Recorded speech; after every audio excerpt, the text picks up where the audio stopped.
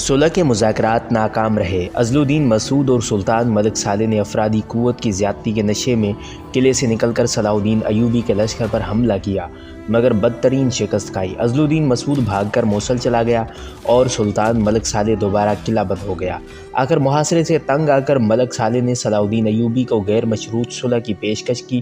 صلاح الدین ایوبی تو پہلے ہی اپنے آقا زادے کو نمک حرام اور غدار امراء کے درگے سے نکالنا چاہتا تھا۔ اس نے فوراً ملک صالح کی بات مان لی اور دمشق واپس چلا گیا۔ پھر جب یہ خبر والی موصل سیف الدین کو پہنچی تو اس نے فوری طور پر ایک خط ملک صالح کو تحریر کیا۔ تم نے یہ کیسی نادانی کی ہے کہ دشمن سے صلح کر دی ہے؟ فوراً اس معاہدے کو چاک کر ڈالو، میں عیسائی لشکر کے ساتھ بہت جلد پہنچ رہا ہوں۔ اس کے ساتھ ہی سیف الدین نے صلاح الدین ایوبی کو بے خبر رکھنے کے لیے ایک خط ان کے نام بھی تحریر کیا۔ میرے بھائی صلاح الدین، میں اپنی گزشتہ حرکات پر سخت نادم ہوں۔ واقعی تم اپنے دل میں ملت اسلامیہ کا بے پناہ درد رکھتے ہو۔ مجھے یقین ہے کہ پچھلی ساری کوتاہیوں کو معاف کرتے ہوئے میری طرف کامل دوستی کا ہاتھ بڑھاؤ گے۔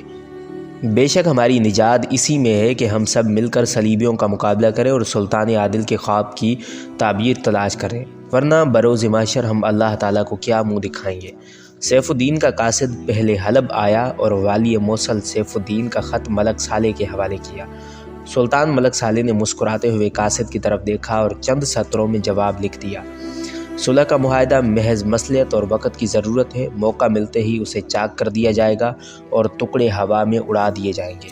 سلطان ملک صالح کا جواب سن کر قاصد دمشق آیا اور غلطی سے سلطان ملک صالح کا جواب جو اس نے والی موصل کے نام لکھا تھا صلاح الدین ایوبی کے حوالے کر دیا۔ آقا زادے کا خط پڑھ کر صلاح الدین کو شدید قلبی اذیت پہنچی، مگر وہ آہنی اصحاب کا انسان تھا۔ اس نے چہرے سے اپنی دلی کیفیت ظاہر نہیں ہونے دی اور شگفتہ مسکراہٹ کے ساتھ ملک صالح کا خط قاصد کی طرف بڑھاتے ہوئے کہا، یہ خط کسی اور کے لیے ہے، تم نے غلطی سے مجھے دے دیا۔ اپنی اس غلطی پر قاصد کے ہوش و حواس اڑ گئے۔ پھر صلاح الدین نے والی موصل سیف الدین کا خط پڑھا اور فوری طور پر مختصر جواب لکھا، اگر آپ نے خلوص و دیانت کے ساتھ میری طرف دوستی کا ہاتھ بڑھایا ہے تو مجھے اپنی توقع سے زیادہ کشادہ دل پائیں گے۔ اگر ملت اسلامیہ کے اتحاد کی خاطر میری جان بھی چلی جائے تو یہ ایک نہایت حقیر قربانی ہوگی۔ قاصد کے جاتے ہی صلاح الدین ایوبی نے آسمان کی طرف دیکھا، ایک تو والدہ کی موت کا صدمہ، دوسرا فریب کار سیاست کا بدترین مظاہرہ۔ صلاح الدین کی آنکھوں میں آنسو آ گئے۔ الہی، یہ کیسے لوگ ہیں؟ انہیں ہدایت دے اور مجھے صبر عطا کر۔ پھر اسی روز صلاح الدین ایوبی نے ایک برق رفتار قاصد کو خط دے کر مصر روانہ کیا۔ یہ خط ملک صالح ملک عادل صلاح الدین ایوبی کے چھوٹے بھائی کے نام تھا۔ تم فوری طور پر تازہ دم فوج لے کر دمشق پہنچو، مجھے یہاں کی ہواؤں اور فضاؤں سے بڑے فتنوں کی بو آ رہی ہے۔ صلاح الدین ایوبی کا خط ملتے ہی ملک عادل 5000 سپاہیوں کے ساتھ دمشق پہنچ گیا۔ اس بار صلاح الدین کا سب سے چھوٹا بھائی ملک تقی الدین بھی مصری لشکر کے ساتھ تھا۔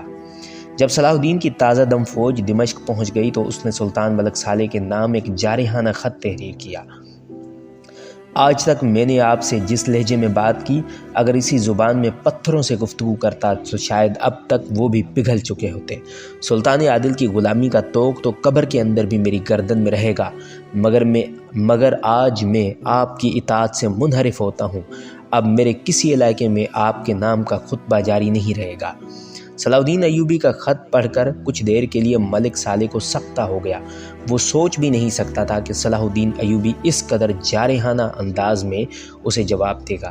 اگر ملک صالح میں ذرا بھی عقل ہوتی اور اس کی فطرت میں غرور و تکبر شامل نہ ہوتا تو وہ والی مصر کو مورد الزام اور قصوروار نہ ٹھہراتا۔ صلاح الدین ایوبی تو سلطان نور الدین محمود گنگی کی وفات کے بعد سے نہ صرف نو عمر سلطان کو سیاست کے پیچ و خم سمجھانے اور غدار امراء سے ہوشیار رہنے کی تلقین کر رہا تھا، بلکہ اپنی طرف سے بھی مسلسل اطاعت و فرما برداری کے زندہ ثبوت پیش کر رہا تھا۔